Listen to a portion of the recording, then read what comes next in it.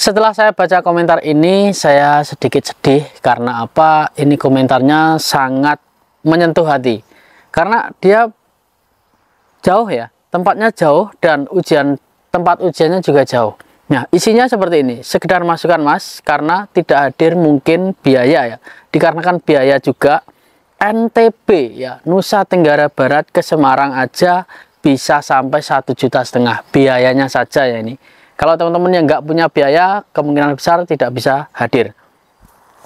Belum lagi NTB ada yang dapat ujian di Jakarta.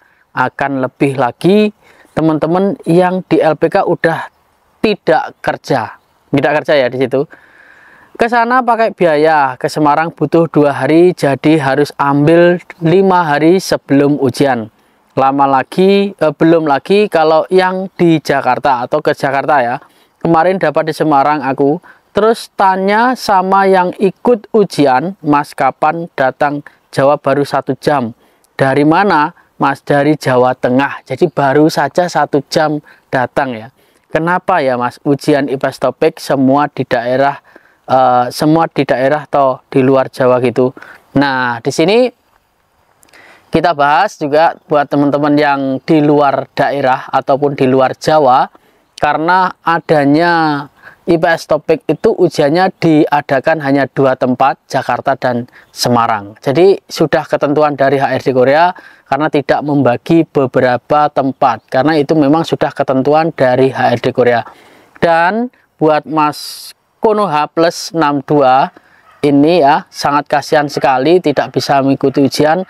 Tapi Mas, ini kan sudah ada persiapan 6 bulan sebelumnya. Jadi sebelumnya teman-teman harus mempersiapkan sendiri modalnya, dan nantinya setelah hari H ataupun hari ujian itu sudah mempunyai modal untuk bisa ke Semarang ataupun Jakarta.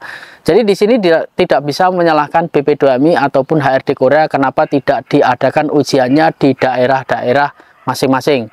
Kalau verifikasi data itu bisa, tapi kalau ujian memang hanya 2 tempat saja untuk menghindari hal-hal yang tidak dimungkinkan. Contohnya nanti bocoran soal, nanti akan banyak sekali teman-teman yang lulus tapi hanya mendapat lulusnya di bocoran soal seperti itu.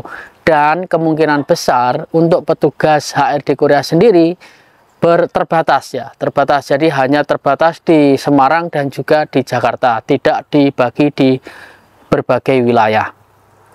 Nah, di sini untuk ujiannya sendiri tidak terlalu lama, hanya beberapa hari saja, jadi tidak setiap waktu ada ujian, maka dari itu tidak diadakannya di daerah-daerah terpencil ataupun di daerah-daerah provinsi-provinsi. Jadi hanya diadakan 2 tempat saja untuk memudahkan HRD Korea mengkoordinasi ataupun mengadakan ujian tersebut. Dan modal untuk membuat ujian sendiri ataupun mengadakan ujian sendiri tidak sedikit. Meskipun teman-teman sudah mendaftarkan diri, membayar dengan uang ujian, dan jumlahnya cukup lumayan besar, namun di situ tetap dibuat untuk akomodasi pelaksanaan ujian IPS topik. Jadi buat Mas Konoha, mudah-mudahan di tahun depan ada persiapan lagi supaya nanti tidak